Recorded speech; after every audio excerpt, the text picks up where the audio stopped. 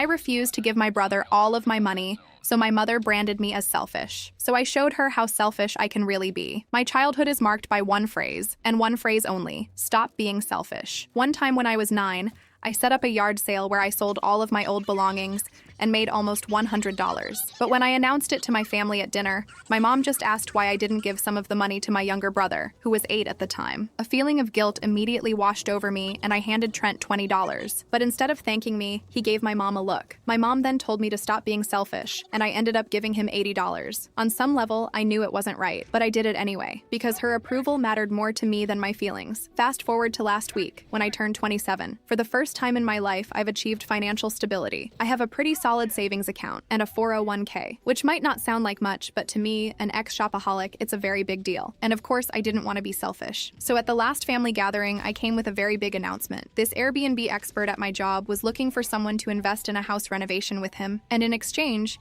they'd receive 10 times the amount in passive income every year for the rest of their lives. I could have signed up myself, but I wanted to give the opportunity to Trent. On the way there, I kept telling myself that this was the last key I needed to prove that, once and for all, I was not selfish. But of course, my hopes were shattered, because when I got to my mom's house, Trent opened the door. "Did Mom tell you my laptop broke a few months ago?" I stared at him blankly, and he just sighed. "Mom, I told you Maggie would forget to buy me a new MacBook." I heard footsteps, and suddenly my mom was beside him. They both stood with their arms crossed, and my mom told me that if I was going to be selfish and not buy my younger brother new things, then I didn't even deserve a nice job, car, or anything. And before I could explain why I came empty-handed and tell him about the Airbnb that would make him an extra $5,000 a year, he chimed in. "Maggie, I've always protected you at school. Remember the bullies?" I did remember, because he never let me forget. You see, in high school, I was tormented all day, every day. And one time my brother threatened them to stop, so they did. But it only lasted one day. Still, he raves about it to me and my mom, talking about it like he was a great Roman soldier. And I know this might sound pathetic, but I wasn't even angry. I just felt tears sting my eyes. My fingers clutched the brand new iPhone in my pocket that I had gotten for my mom. And as I was about to give it to them, they kept going. "You know your brother Trent just got fired from his role as cashier at the local Quick Check. 10 years of employment down the drain. How do you plan to support us during this?" In an instant, my sadness turned to anger. I stared at the entitled faces of my family. Not once during this whole ordeal was I invited inside. I thought about my friends' families that I had been introduced to, how they were always warmly greeted with a hug, never yelled at, never made to cry, never treated like the family slave. I took a deep breath and asked them if they had any gifts for me.